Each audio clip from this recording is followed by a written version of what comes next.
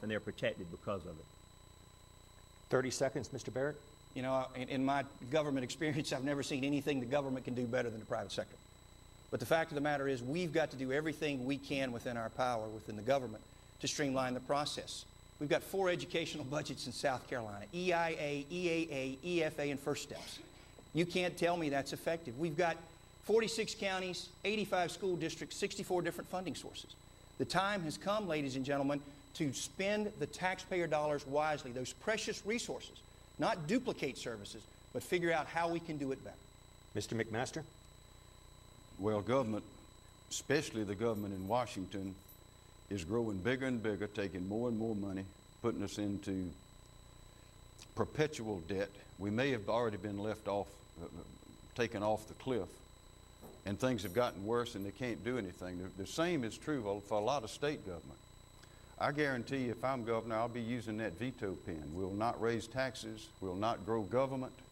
We will streamline government. We'll also pass my plan to abolish parole and establish a middle of court system that will save us hundreds of millions of dollars, and we'll work with private industry every day. Ms. Haley? You know, I can tell you as an accountant, one of the first things I'm going to do is audit every single one of the agencies in my cabinet, because government tends to pass a lot of programs and they never go back and see if these programs actually work. They never follow through. We will go into every one of those agencies. We will start with zero and we will say, what do we have to have, and work our way up. The second thing we need to do is we always need to understand that the private sector works best all the time. They are more efficient, the quality is better, and they are more effective than government. Government tends to mess up more than it fixes. We need to remember that. What the private sector can do, we should let them do, and then limit the rest of that to government. Thank you, Ms. Haley. Rusty Ray has the next question for Congressman Gresham Barrett. Congressman, you've mentioned a couple of times tonight already an 8-step plan, and you even touched on this topic. What can you do to continue to maximize South Carolina's network of interstate highways and the Port of Charleston, which we've mentioned here tonight, and the Port of Georgetown for that matter, and other manufacturing infrastructure components to continue to grow the economic opportunities for workers here in South Carolina? Yeah, thank you, Rusty. Well, you know, part of the 8-step plan that we've worked, of course, it's got comprehensive tax reform, a system that's fair, that's flatter, that helps business, but infrastructure is extremely important. In this area, one of the major infrastructure, and I've said this in the upstate, I'll say it down here, is I-73. It should be the #1 project in South Carolina. What's good for the lower part of the state is good for the upper part of the state. We're too small to fight about it, ladies and gentlemen. And I'm very blessed. I live within 15 to 17 miles from the I-85 corridor. But you know, what about the I-95 corridor, the 77, or the 26, or the 20? We can duplicate that process across this state, but it takes forward thinking. It takes planning. I'll give you a perfect example. Volkswagen came to my district and they wanted to put a plant there. We told them we'd put them in the roads, the bridges, the water, the sewer, a 2.5-year project. They said, that's wonderful. We're going to Tennessee, and you know why? Because they signed the contract one day, started turning dirt the next. We need a holistic plan to be prepared when businesses and industry come looking. That has to include the ports.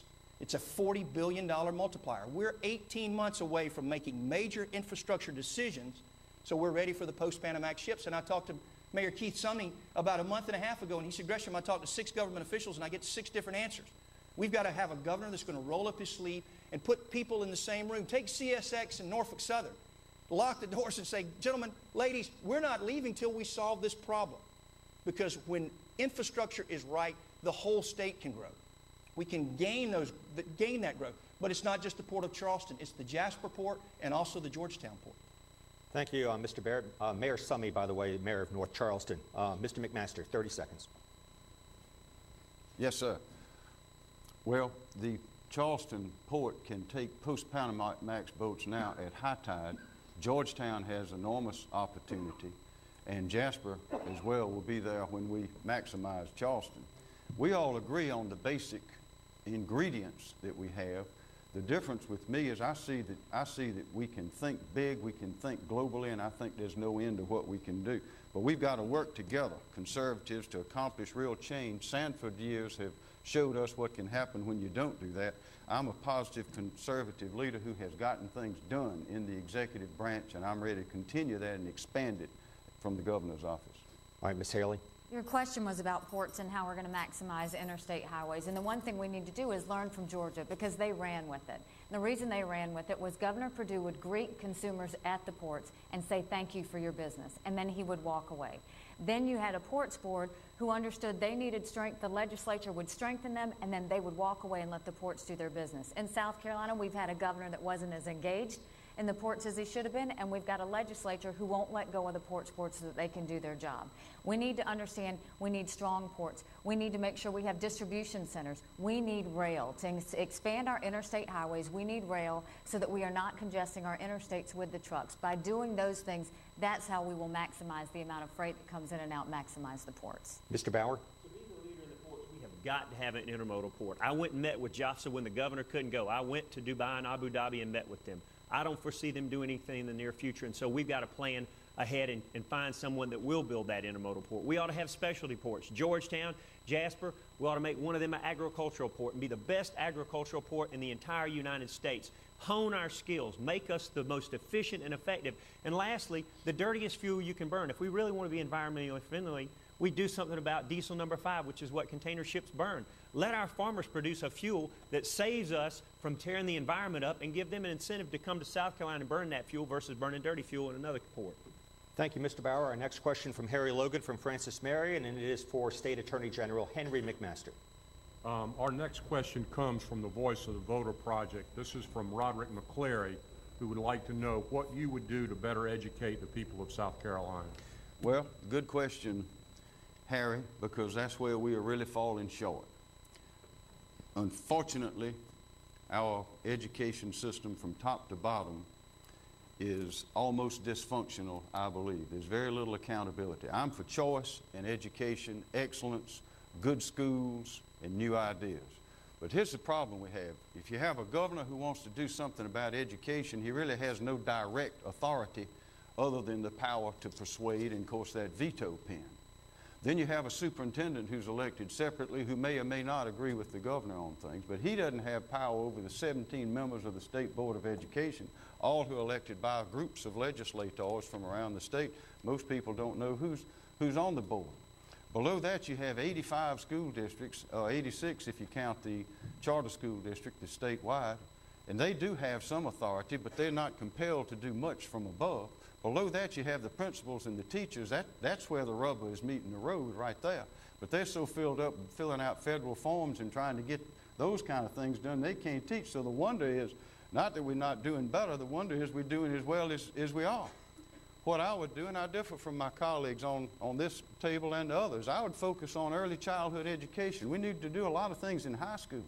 But if we can't get them up to that first grade, and then reading by the third grade, and then keep in the 9th grade so they don't drop out, and then on out to an academic college or to a technical college, both of which we have plenty of, we'll never go get ahead. That's what I would do. Ms. Haley, 30 seconds. You know, I was born and raised in a rural area where we didn't know what we didn't have. I lived in Orangeburg where they spent more time in discipline than they ever did in the classroom. And now I represent Lexington County where every public school is like a private one. You go into my schools in Lexington and there's a smart board in every classroom. You go into my schools in Bamberg and they wouldn't know what a smart board is. We have got to reform our education funding formula. We've got to reform the way we fund education in this state. When we start to do that, including merit-based pay for teachers, understanding that we need to incentivize businesses to job shadow and mentor, we're going to have to start thinking outside of the box and understand it is all of our communities getting involved, but we have got to reform the way we fund education if we're going to see any changes in the inequities in the state. Mr. Bauer? As a substitute teacher for 4 years, I can tell you, sure, the money ought to be in the classroom, but don't be fooled. We continue to hear it's about money. Folks, if you don't put discipline back in the classroom, if you don't get parents in these struggling schools back engaged in their child's behavior and their child's well-being and their child's education, you will never fix the education system in South Carolina. We have some schools that are great, but those are schools that are filled with parents that are engaged. You go to other schools, and they can't make it work no matter how much money we pour in it. My right-hand man graduated from Dillon High School where the president said it was one of the worst schools in the country and went and graduated Furman in 4 years. And like me, he came from a broken home.